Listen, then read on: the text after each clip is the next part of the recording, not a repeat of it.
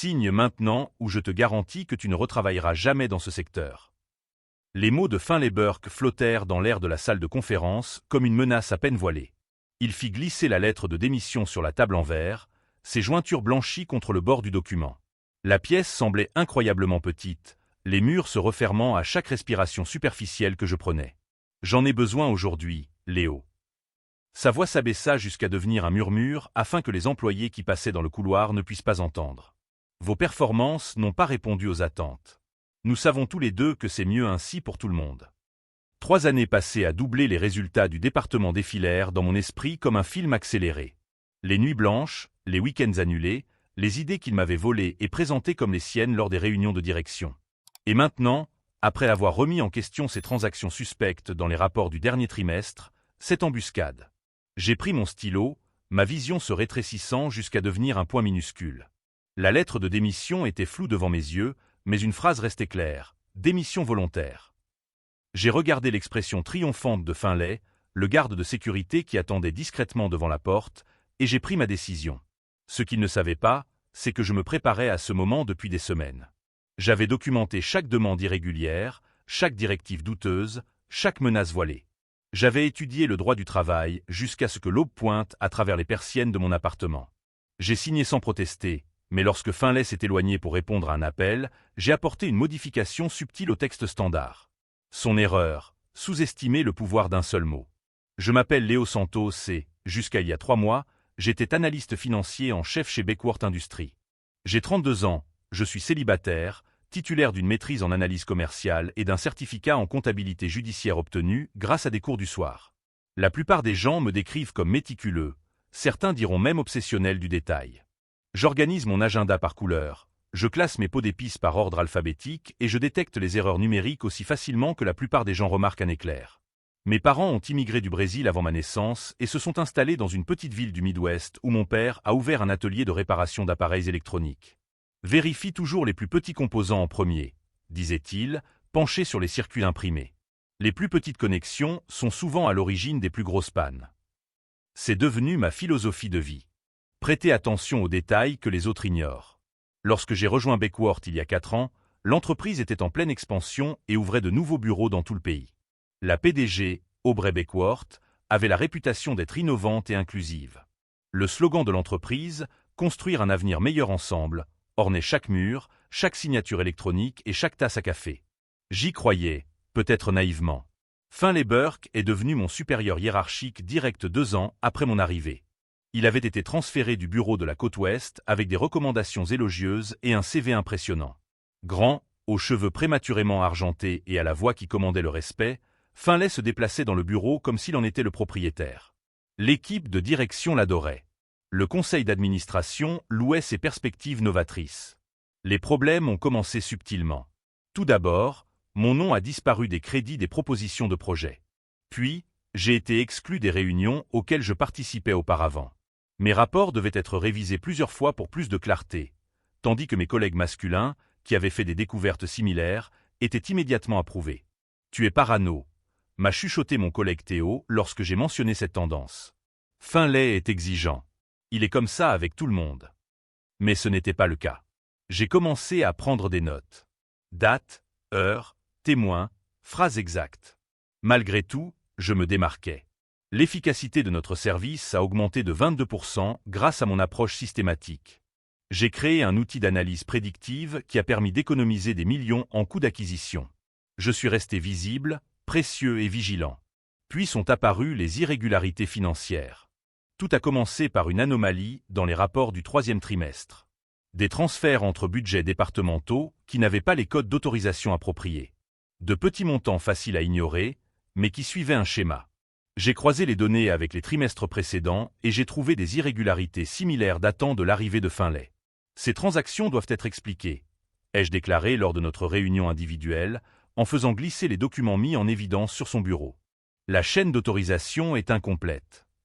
Finlay a à peine jeté un œil aux documents. La comptabilité a approuvé cela. Vous exagérez, Léo.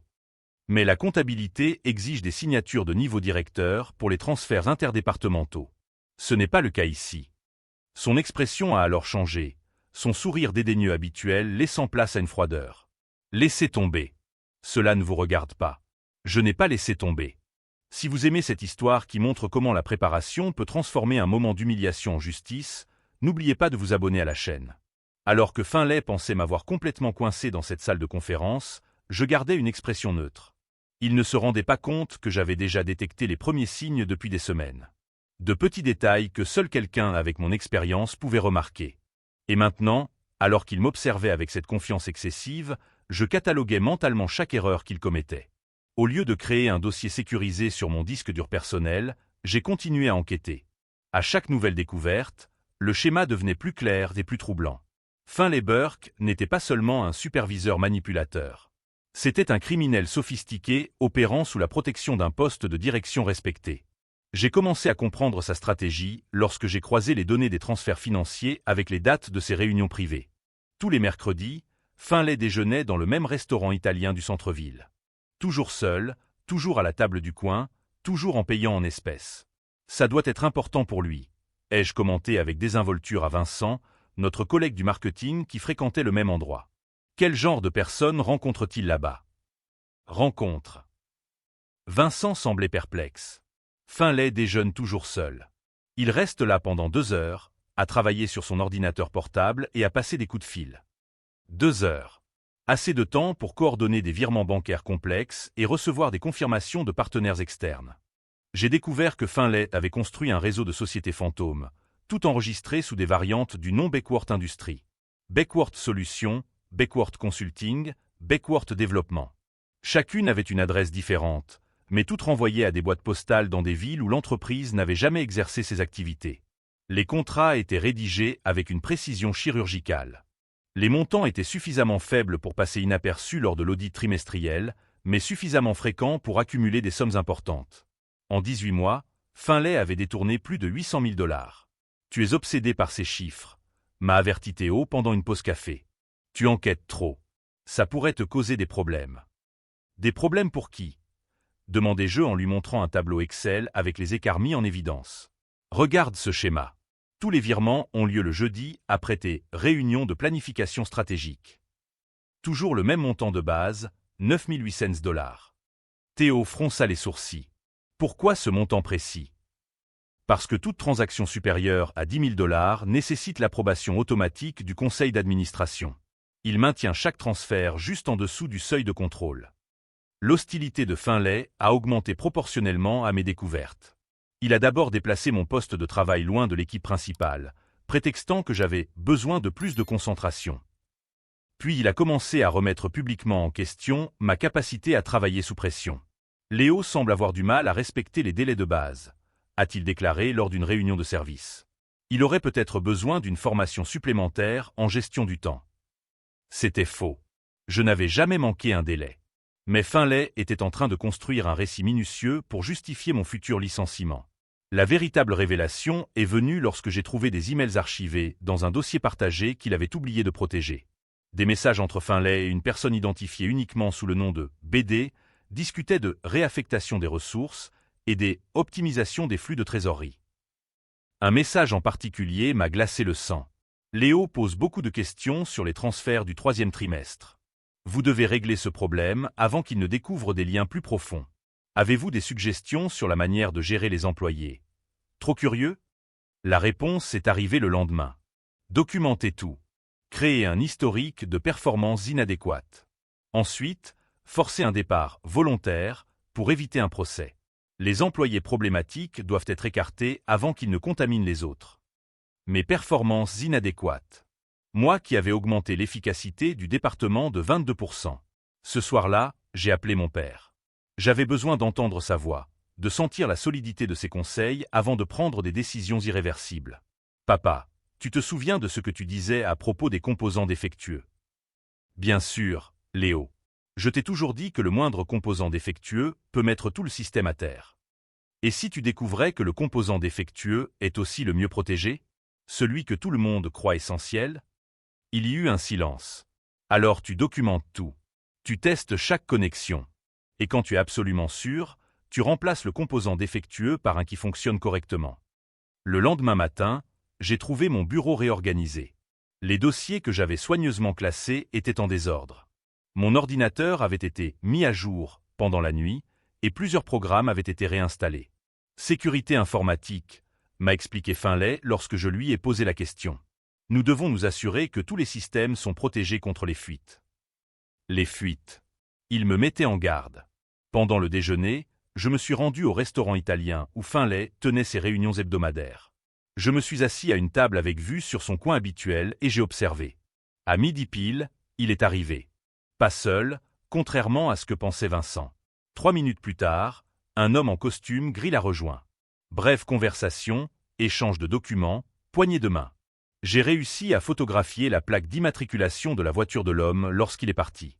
Une recherche rapide a révélé que le véhicule était immatriculé au nom de Beckworth Development, l'une des sociétés fantômes. Finlay rencontrait en personne ses complices pour coordonner les transferts frauduleux à seulement 15 pâtés de maison de notre bureau. Cet après-midi-là, il m'a convoqué pour un entretien privé. Léo, j'ai quelques inquiétudes concernant vos récentes performances. Des inquiétudes particulières. Votre obsession pour des détails financiers qui ne vous concernent pas. Théo m'a dit que vous posiez des questions sur les transferts entre départements. Théo m'avait dénoncé. Ou bien Finlay mentait pour m'isoler. Les deux possibilités étaient dangereuses. Je fais juste mon travail, ai-je répondu. Ton travail consiste en l'analyse prédictive, pas en l'audit interne. Lorsque tu dépasses le cadre de tes fonctions, tu crées des problèmes pour toute l'équipe. Des problèmes comme découvrir des irrégularités financières. Son expression s'est durcie. Des irrégularités qui n'existent que dans ton imagination. Tu crées une théorie du complot là où il n'y a qu'une procédure administrative normale. Puis-je voir les documents approuvant les transferts de septembre? Non. Vous pouvez vous concentrer sur le travail qui vous a été confié ou nous pouvons discuter pour savoir si ce poste vous convient toujours. Une menace directe. Finlay jouait carte sur table. Je comprends parfaitement. Je l'espère. Il serait dommage que votre paranoïa affecte votre évaluation annuelle. Je suis sorti de son bureau en sachant que mon licenciement était en cours. Chaque question que je posais, chaque document que je demandais, chaque anomalie que je signalais était utilisée comme preuve que j'étais un employé problématique. Mais Finlay a commis une erreur cruciale. Il a sous-estimé ma capacité à documenter non seulement les irrégularités financières, mais aussi ses propres tentatives de me faire taire. Pendant qu'il constituait un dossier falsifié sur mes performances, je constituais un dossier réel sur ses activités criminelles. Alors qu'il pensait m'isoler, je rassemblais des preuves qui le reliaient directement à une fraude qui pouvait non seulement détruire sa carrière, mais aussi lui valoir des années de prison. La différence entre nous était simple, il improvisait une défense. Je menais une enquête.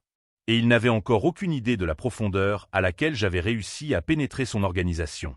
En fait, il était sur le point de découvrir que ses réunions dans le restaurant italien n'étaient que la partie émergée de l'iceberg, qui comprenait des comptes offshore, des partenaires internationaux et un réseau de corruption s'étendant bien au-delà de Beckworth Industries. Mais d'abord, il devait m'éliminer comme obstacle. Et c'est exactement ce qu'il a tenté de faire 3 semaines plus tard, avec cette lettre de démission et son ultimatum de ne plus jamais travailler dans l'industrie. Ce que Finlay n'avait pas prévu, c'est qu'en me forçant à signer cette lettre, il me donnait l'occasion rêvée de transformer toute mon enquête silencieuse en une bombe juridique qui exploserait entre ses mains. La campagne de Finlay pour me détruire est entrée dans une nouvelle phase après notre conversation tendue au sujet de la documentation. S'il était auparavant subtil dans ses manipulations, il était désormais impitoyable et direct. Le lundi suivant, je suis arrivé au bureau pour trouver mon bureau complètement vide. Mon ordinateur, mes dossiers, même ma tasse à café personnalisée, tout avait disparu. Changement de protocole de sécurité, m'a expliqué Finlay lorsque je lui ai demandé des explications. En raison de vos récentes préoccupations concernant les processus internes, nous devons restreindre votre accès aux informations sensibles. Informations sensibles. J'avais 3 ans d'ancienneté et un accès à tous les systèmes financiers de l'entreprise. J'étais désormais traité comme un stagiaire suspect. Mon nouveau poste de travail se trouvait au sous-sol, près des archives. Pas de fenêtre, pas de collègues à proximité, juste le bourdonnement constant du système de ventilation et des piles de documents poussiéreux datant de plusieurs décennies. C'est temporaire, m'a assuré Vincent pendant le déjeuner. Il ne peut pas faire ça éternellement. Mais Vincent avait tort. Non seulement Finlay pouvait le faire, mais il intensifiait systématiquement sa stratégie. Le mardi, j'ai été exclu de la liste des emails du département. Le mercredi, mon mot de passe pour le système de rapport a été temporairement suspendu pour maintenance. Le jeudi, j'ai découvert que ma présentation au conseil fiscal avait été annulée en raison d'un conflit d'agenda. Des conflits d'agenda. La même présentation que j'avais préparée pendant 3 semaines, documentant précisément les irrégularités que Finlay voulait dissimuler. « Tu es parano », m'a répété Théo lorsque je lui ai raconté la chronologie des événements. Ce genre de choses arrive. Tu lis trop entre les lignes. Je lisais trop entre les lignes. Comme si 3 années de contributions exemplaires pouvaient simplement s'évaporer à cause de coïncidences administratives. C'est alors que j'ai commencé à remarquer que d'autres employés évitaient mon regard. Des conversations s'interrompaient brusquement lorsque je m'approchais. Des invitations à des apéritifs ne m'étaient jamais envoyées. Finlay était en train de construire un récit dans lequel j'étais le problème, et ce récit fonctionnait. Le moment le plus douloureux est survenu lors de la réunion mensuelle de toute l'équipe. Finlay présentait les résultats trimestriels, qui incluaient directement 2 de mes analyses les plus importantes. Grâce au travail exceptionnel de Vincent en matière d'analyse prédictive, a-t-il annoncé à la salle comble, nous avons pu identifier des opportunités d'optimisation qui ont permis d'économiser 300 000 $. 300 000 $. Mon analyse. Mon travail. Ma découverte. Vincent m'a regardé avec un air désolé, mais n'a rien dit. Personne n'a rien dit.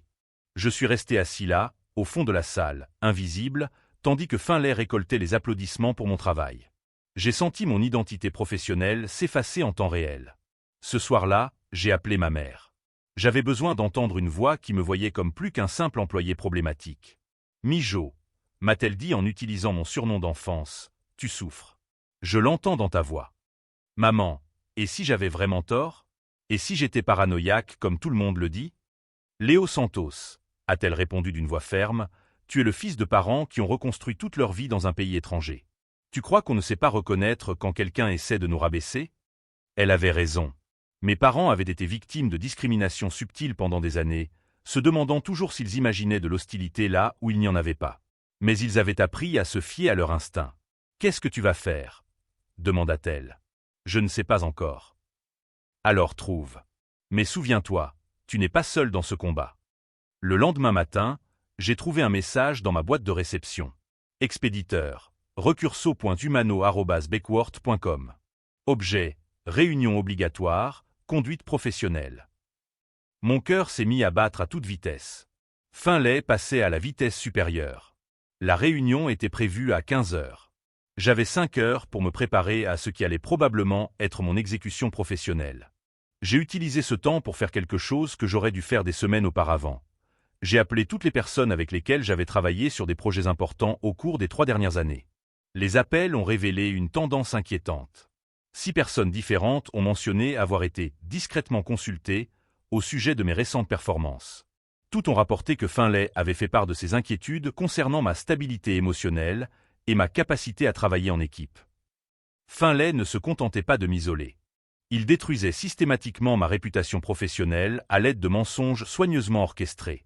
3 heures de l'après-midi ont sonné comme un coup de guillotine. Je me suis rendu dans la salle de réunion avec un dossier contenant toute ma documentation, non pas sur les irrégularités financières, mais sur ma propre contribution à l'entreprise. Finlay était là, accompagné de Diane Walsh des ressources humaines et d'un homme que je ne connaissais pas. « Léo, merci d'être venu », a commencé Diane. « Nous avons quelques préoccupations concernant votre conduite professionnelle récente dont nous devons discuter. » Ma conduite professionnelle. Plusieurs personnes ont signalé un comportement perturbateur. Est intervenu l'homme inconnu. Des questions inappropriées sur des processus approuvés, de la paranoïa à l'égard de vos collègues, une résistance au feedback constructif. Paranoïa. Le mot que Finlay avait semé était utilisé contre moi lors d'une réunion officielle. Puis-je savoir qui a fait ces allégations? Ce n'est pas approprié, a répondu Diane. Notre préoccupation concerne votre capacité à maintenir un environnement de travail collaboratif. Collaboratif. Comme si remettre en question des transferts financiers non autorisés équivalait à être un collègue difficile. Nous voulons vous offrir notre soutien, intervint Finlay de sa voix la plus compréhensive. Peut-être quelques jours de congé pour réfléchir si ce poste correspond toujours à vos objectifs professionnels. Congé. La première étape pour me forcer à démissionner. Je n'ai pas besoin de congé, ai-je répondu. J'ai besoin d'accéder aux systèmes qui m'ont été retirés sans explication. Cela démontre exactement le type de résistance dont nous parlons, a fait remarquer l'homme inconnu. Une attitude collaborative consisterait à accepter le soutien qui vous est offert. Résistance. Remettre en question la suppression de mes accès était désormais de la résistance. Je suis sorti de cette réunion en sachant que j'avais franchi une ligne invisible. Finlay n'essayait plus de me gérer ou de me réformer. Il était en train de m'éliminer. Ce soir-là, je me suis assis sur le balcon de mon appartement avec un cahier et un stylo. J'ai écrit une seule question en haut de la page. Que puis-je faire qu'il ne s'attend pas à ce que je fasse? La réponse m'est venue progressivement, mot après mot. Finlay s'attendait à ce que je réagisse émotionnellement. Il s'attendait à ce que je porte des accusations dramatiques sans preuve solide. Il s'attendait à ce que je m'isole ou que je démissionne volontairement. Il ne s'attendait pas à ce que je commence à enregistrer nos conversations. Il ne s'attendait pas à ce que je conserve des copies de tous les documents qu'il pensait avoir supprimés. Il ne s'attendait pas à ce que je commence à poser des questions directes à des personnes spécifiques au sujet de ses activités. Plus important encore, il ne s'attendait pas à ce que j'arrête d'essayer de prouver mon innocence et que je commence à prouver sa culpabilité. C'est à ce moment-là que j'ai pris ma décision. Finlay Burke paierait pour tout ce qu'il avait fait. Pas par une confrontation directe ou des accusations dramatiques, mais en utilisant la même méthodologie méticuleuse qu'il avait utilisée contre moi. Il m'avait appris exactement comment détruire la carrière de quelqu'un. J'allais maintenant utiliser ces leçons contre le professeur lui-même. Ce que Finlay ne savait pas, c'est qu'en me forçant à descendre au sous-sol, il m'avait donné accès à des décennies d'anciens dossiers. Des dossiers contenant des informations sur tous les transferts financiers suspects qu'il pensait avoir cachés. Et j'avais tout le temps nécessaire pour examiner chaque document, chaque schéma, chaque connexion. Alors qu'il célébrait ma défaite apparente, je montais un puzzle qui allait révéler non seulement ses activités criminelles, mais aussi un réseau de complicité qui s'étendait bien au-delà de Beckworth Industries.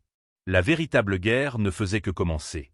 Et cette fois, je ne serais pas la victime. Au cours des 2 semaines qui ont suivi, j'ai transformé ma réaffectation forcée au sous-sol en un avantage stratégique.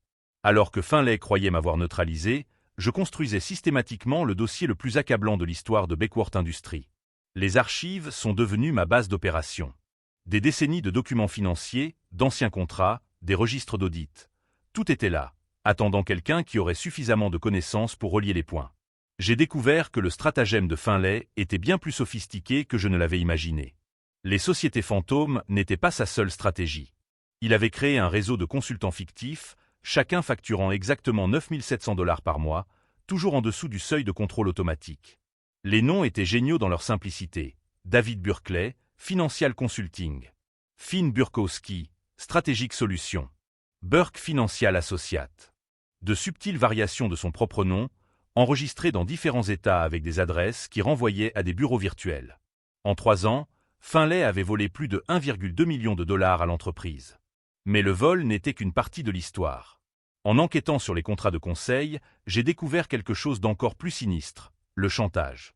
Finlay avait utilisé sa position pour collecter des informations compromettantes sur des cadres supérieurs. Un vice-président accro aux jeux en ligne.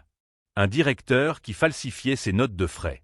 Une responsable qui modifiait les données de performance pour protéger ses subordonnés préférés. Chaque découverte était documentée dans un dossier numérique crypté que j'ai trouvé dans une sauvegarde oubliée sur le serveur. Finlay ne se contentait pas de voler de l'argent, il contrôlait les gens grâce à leurs secrets. Le chantage expliquait son ascension fulgurante. Il expliquait pourquoi personne ne remettait ses décisions en question. Il expliquait pourquoi j'avais été si rapidement isolé lorsque j'avais commencé à poser des questions. Ce soir-là, j'ai rappelé mon père. « Papa, tu te souviens quand tu as réparé la télévision des Martin ? Celle qui avait des problèmes intermittents ? Bien sûr. Il m'a fallu des semaines pour trouver le problème. C'était un condensateur défectueux qui causait des pannes sur toute la carte. Et quand tu as trouvé le condensateur, qu'as-tu fait ? J'ai d'abord testé tout le circuit pour comprendre l'impact global. Ensuite, j'ai remplacé non seulement le condensateur défectueux, mais aussi tous les composants qui avaient été endommagés par celui-ci. Il ne sert à rien de réparer uniquement le problème évident si tout le système est compromis. Remplacer tout le système compromis. C'était exactement ce que je devais faire. Le lendemain matin, j'ai commencé à passer des appels discrets. D'abord à Eleanor Pham, l'avocate spécialisée en droit du travail que j'avais recherchée quelques semaines auparavant. Ensuite, à un expert comptable judiciaire que j'avais rencontré lors d'une formation certifiante. Enfin, à un détective privé spécialisé dans la fraude en entreprise. Chaque conversation suivait le même schéma. J'avais des preuves d'irrégularités financières importantes et j'avais besoin de comprendre mes options juridiques. Avec une telle quantité de documents, m'a dit Eleanor lors de notre réunion dans un café discret, vous avez plusieurs options. Dénonciation à la SEC, procès pour licenciement abusif ou collaboration à une enquête criminelle. Laquelle aurait le plus d'impact? Cela dépend de ce que vous voulez obtenir. Une compensation personnelle, une action en justice, un changement systémique, une plainte auprès des autorités réglementaires, l'emprisonnement du coupable, une collaboration avec la justice pénale. Je veux tout. Elle a souri. Alors nous ferons tout. Mais nous devons être stratégiques dans la manière de procéder. Pendant que je construisais mon dossier juridique, Finlay intensifiait sa campagne pour m'isoler complètement. Il redistribua mes projets restants, annula ma participation aux réunions départementales et commença à faire circuler des rumeurs sur mon instabilité émotionnelle. Léo est très stressé, l'entendis-je dire à Vincent dans la cuisine. Des préoccupations infondées au sujet de procédures courantes. Je pense qu'il a besoin d'une aide professionnelle. Une aide professionnelle. Finlay semait le doute pour remettre en question ma santé mentale. Sa stratégie était brillante. Si je finissais par révéler ses activités, il pourrait attribuer mes allégations à de la paranoïa ou à une dépression nerveuse. Qui croirait un employé instable, portant des accusations dramatiques contre un cadre respecté? Mais Finlay a commis une erreur cruciale. Il a sous-estimé ma capacité à documenter non seulement ses activités criminelles, mais aussi sa campagne de diffamation à mon encontre. J'ai installé une application d'enregistrement sur mon téléphone portable. Chaque conversation, chaque commentaire désobligeant, chaque tentative de me discréditer a été enregistrée et archivée. Lorsque Finlay a mentionné à Diane, des ressources humaines, que je posais des questions inappropriées sur les finances, la conversation a été enregistrée. Quand il a suggéré à Aubrey Beckworth que je projetais peut-être mes propres insécurités sur les processus de l'entreprise, l'appel a été enregistré. Quand il a dit aux nouveaux stagiaires que j'étais un exemple de la façon dont le stress peut affecter le jugement professionnel, chaque mot a été documenté. Le détective privé, un homme du nom de Marcus Chen, a examiné ma documentation avec une admiration professionnelle. En 20 ans de carrière, a-t-il déclaré, je n'ai jamais vu un dossier aussi minutieusement constitué par quelqu'un de l'intérieur. Vous avez des preuves financières, des preuves de chantage, des preuves de représailles et des enregistrements de diffamation. C'est le jackpot. Combien de temps vous faut-il pour vérifier tout cela? 2 semaines pour une confirmation indépendante. Plus 1 semaine pour coordonner avec les autorités compétentes. 3 semaines. 3 semaines pour achever la destruction totale de Finlay Burke. Pendant ce temps, Finlay a continué à jouer son rôle de cadre sûr de lui. Il a présenté au conseil d'administration une proposition de restructuration de l'analyse financière qui aurait définitivement supprimé mon poste. Il a participé à des conférences professionnelles en tant qu'expert en gestion d'équipe. Il a même été interviewé par un magazine spécialisé sur le leadership innovant. Si vous croyez que des gens comme Finlay finissent par payer pour leurs crimes, n'oubliez pas de vous abonner à la chaîne.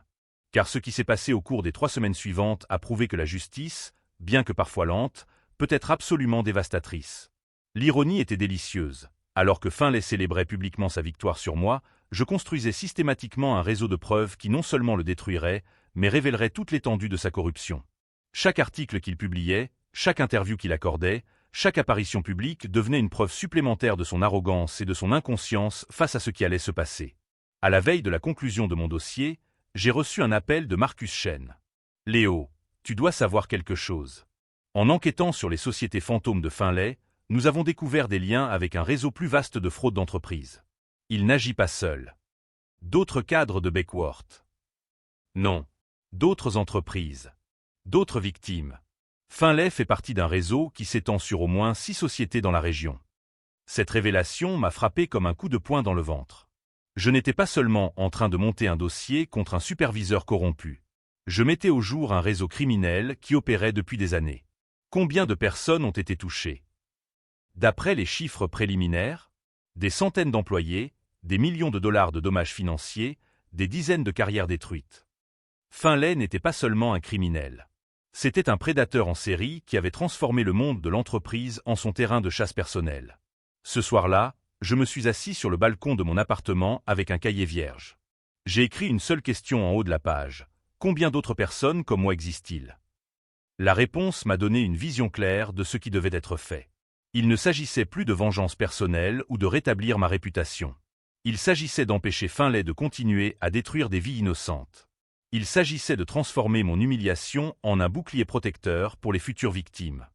Il s'agissait d'utiliser ma douleur pour construire un système dans lequel des prédateurs comme Finlay ne pourraient plus opérer en toute impunité.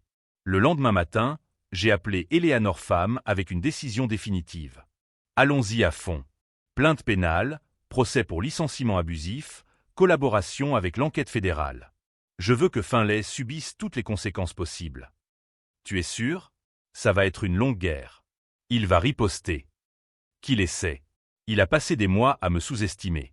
Il va maintenant découvrir le prix à payer pour avoir réveillé quelqu'un qui n'a plus rien à perdre.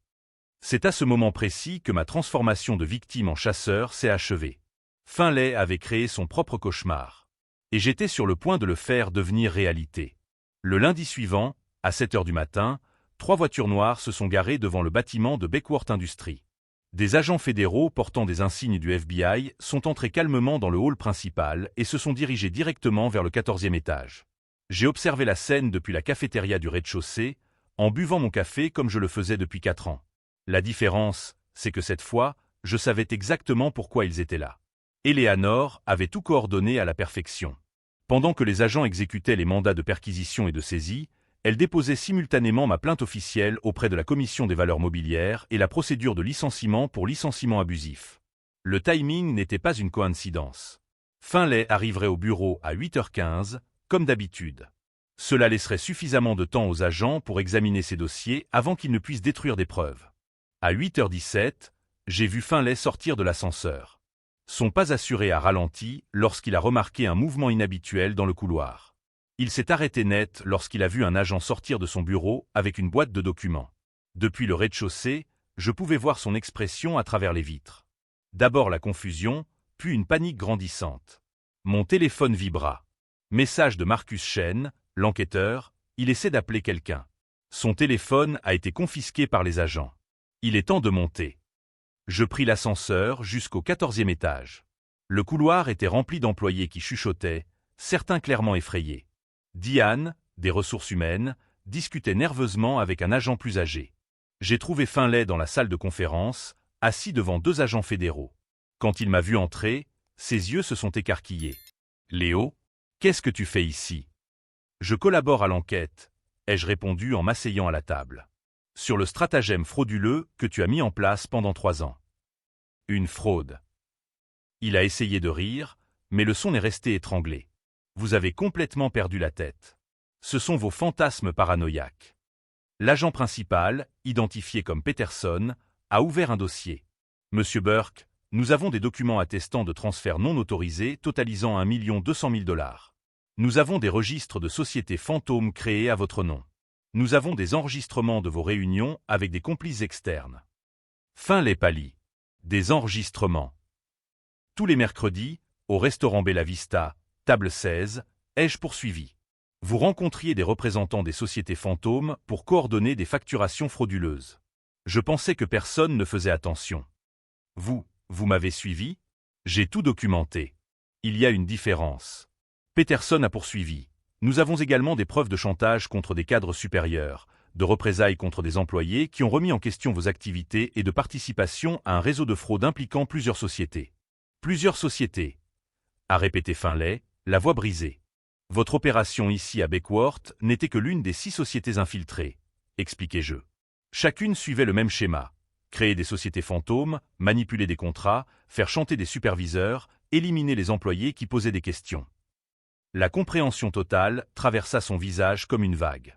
D'abord la surprise, puis la confusion, suivie de l'incrédulité et enfin ce rare moment de clarté absolue où il réalisa non seulement qu'il avait perdu, mais aussi comment et pourquoi. « Vous ne pouvez pas prouver le lien entre les entreprises, » murmura-t-il, mais sans conviction. « Si, je peux, » répondis-je. « Parce que vous avez utilisé le même comptable pour toutes ces sociétés. Le même avocat pour enregistrer les sociétés. Le même schéma de virement mensuel. Vous êtes devenu prévisible. » Finlay. Peterson ferma le dossier. Finlay Burke, vous êtes arrêté pour fraude d'entreprise, blanchiment d'argent, chantage et complot en vue de commettre des crimes financiers. Pendant qu'il lui lisait ses droits, Finlay m'a regardé avec une expression que je n'oublierai jamais. Ce n'était ni de la colère ni de la haine. C'était de la pure reconnaissance, la compréhension qu'il avait complètement sous-estimé quelqu'un qu'il considérait comme éliminé. « Vous avez planifié tout ça », a-t-il dit quand ils ont eu fini. « Non », ai-je corrigé. Vous avez planifié tout ça. Je me suis contenté de le documenter. 3 heures plus tard, Aubrey Beckworth m'a appelé personnellement. Léo, j'aimerais vous parler de votre réintégration et d'une opportunité de direction dans la nouvelle division de conformité que nous sommes en train de créer. Nous en discuterons, ai-je répondu. Mais d'abord, je dois vous faire comprendre quelque chose. Finlay n'agissait pas seul au sein de Beckworth. D'autres étaient au courant et ont profité du système. D'autres employés. D'autres cadres. J'ai des noms, des dates et des montants. Le nettoyage doit être complet. Il y eut un long silence.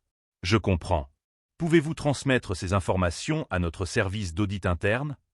Je les ai déjà transmises aux agents fédéraux. Vous recevrez bientôt une copie officielle. En regardant les informations ce soir-là, j'ai vu Finlay être emmené menotté du tribunal après l'audience de mise en détention provisoire. Sa libération sous caution avait été refusée en raison du risque de fuite. Je n'ai ressenti aucune satisfaction vengeresse. J'ai seulement compris que certaines histoires doivent se terminer pour que d'autres puissent commencer. À côté de la télévision se trouvait ma nouvelle lettre d'offre de Beckworth Industries. Directeur de l'intégrité d'entreprise. Un salaire 40% plus élevé que mon poste précédent.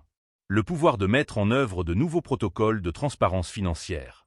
J'ai pris un stylo et j'ai signé mon nom, cette fois-ci de mon plein gré. Ce que Finlay n'a jamais compris, c'est qu'en essayant de me détruire, il m'a simplement donné la motivation et les moyens nécessaires pour détruire quelque chose de bien plus grand. Tout le réseau de corruption qu'il avait méticuleusement construit pendant des années. Sa chute n'était pas la fin de l'histoire. Ce n'était que le début de la transformation qu'il avait involontairement déclenchée. Et tandis qu'il faisait face à des décennies de prison, je me préparais à faire en sorte qu'aucun autre Finlay Burke ne puisse jamais opérer dans l'environnement corporatif que j'avais désormais pour mission de protéger. La véritable vengeance n'était pas de le voir tomber. Elle était de devenir l'obstacle permanent contre des gens comme lui.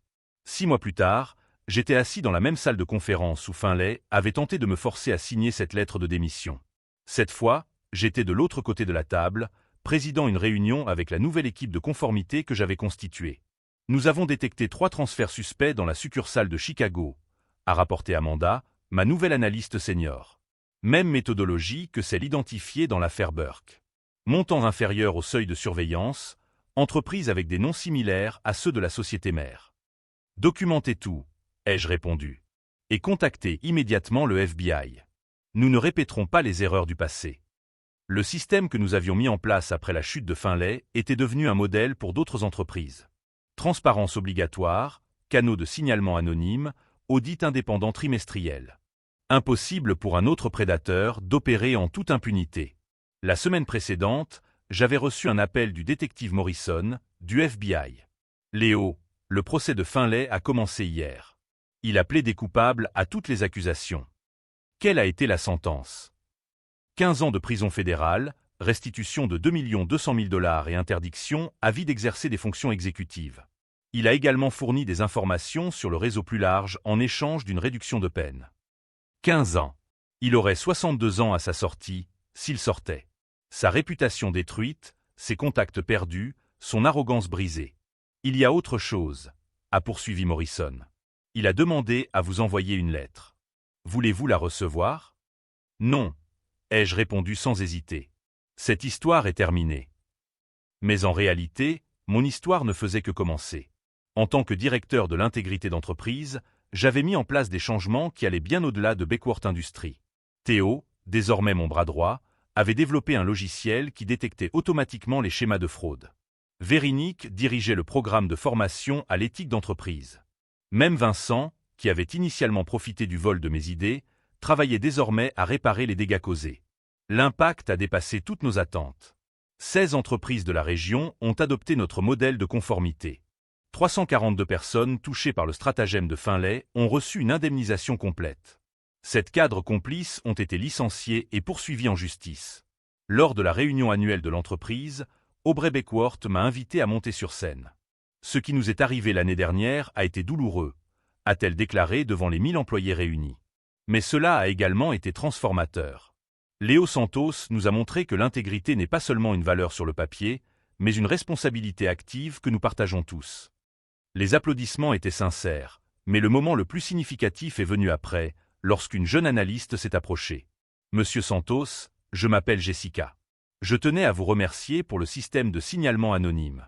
Mon supérieur me demandait des faveurs sexuelles en échange de bonnes évaluations. Grâce à votre programme, il a été licencié la semaine dernière. Des cas comme celui de Jessica arrivaient tous les mois. Harcèlement sexuel, discrimination raciale, fraude mineure, favoritisme. Chaque plainte était entièrement enquêtée, chaque coupable était tenu responsable. Finlay avait tenté de me détruire pour protéger un système criminel. Sans le savoir, il avait créé un défenseur permanent contre des personnes exactement comme lui. Il y a 3 mois, j'ai été invité à une conférence nationale sur l'éthique d'entreprise. Ma présentation, Transformer la vengeance en réforme, a été vue par plus de 50 000 cadres. La vengeance personnelle est temporaire, ai-je déclaré à l'auditoire bondé. Mais le changement systémique est éternel. Quand quelqu'un essaie de vous réduire au silence, votre réponse ne doit pas être de crier plus fort, mais de construire des systèmes où des voix comme la vôtre ne pourront plus jamais être réduites au silence. Pendant la séance de questions-réponses, un PDG m'a demandé « Comment avez-vous trouvé le courage d'affronter quelqu'un d'aussi puissant ?» Ce n'était pas du courage, ai-je répondu. C'était de la documentation. Le courage est émotionnel et temporaire. Les preuves sont factuelles et permanentes. Finlay avait le pouvoir, mais j'avais la vérité. Et la vérité, lorsqu'elle est correctement documentée, l'emporte toujours. L'histoire de Finlay est devenue une étude de cas dans les écoles de commerce. Non pas comme un exemple de réussite criminelle, mais comme une démonstration que les prédateurs corporatifs opèrent selon des schémas prévisibles qui peuvent être détectés et vaincus. Pendant ce temps, je continuais à recevoir des messages d'employés d'autres entreprises qui avaient identifié des irrégularités en utilisant des méthodes similaires aux miennes. Chaque cas réussi multipliait l'impact de la chute de Finlay. Le dernier jour de travail de l'année, j'ai trouvé une lettre sur mon bureau. Elle n'était pas de Finlay, mais de mon père. « Mijo », écrivait-il, « tu as transformé la plus petite faille du système en une faille majeure. Ce composant défectueux a non seulement été retiré, mais il a également servi à renforcer l'ensemble du circuit. Je suis fier que tu aies appris non seulement à réparer, mais aussi à prévenir. » Tout en lisant, j'ai regardé par la fenêtre de mon bureau au 14e étage. Le même étage où Finlay avait tenté de m'humilier. Le même couloir où j'avais pensé que ma carrière était terminée. Aujourd'hui, cet espace abrite la division de conformité la plus avancée du pays. De jeunes analystes travaillent dans des bureaux bien éclairés, protégés par des politiques que j'ai rédigées. Leur voix comptait, leurs préoccupations étaient entendues, leur carrière protégée. Le changement le plus profond n'était pas dans l'entreprise, mais en moi-même. J'avais appris que la justice n'est pas quelque chose qui vous arrive, mais quelque chose que vous construisez activement. Que le pouvoir ne vient pas d'une position, mais d'un objectif. Que la meilleure vengeance contre ceux qui tentent de vous détruire est de devenir indestructible. Si cette histoire, qui montre comment la documentation et la persévérance peuvent transformer l'humiliation en réforme systémique, vous a inspiré, abonnez-vous à la chaîne pour découvrir d'autres récits de personnes qui ont refusé d'être réduites au silence. Car parfois, la signature la plus importante n'est pas celle d'une lettre de démission, mais celle d'une décision de se battre pour un monde où de telles lettres ne seront plus jamais nécessaires. Aujourd'hui, 5 ans plus tard, Finlay Burke est le prisonnier numéro 82654 à la prison fédérale de Terre-Haute. Je suis Léo Santos, architecte d'un système qui protège des milliers de travailleurs chaque jour. Il a essayé d'effacer mon existence professionnelle d'un trait de stylo. J'ai utilisé ce même stylo pour réécrire toutes les règles du jeu. Au final, la véritable victoire n'a pas été de le voir tomber. Elle a été de construire un monde où des gens comme lui ne peuvent plus monter.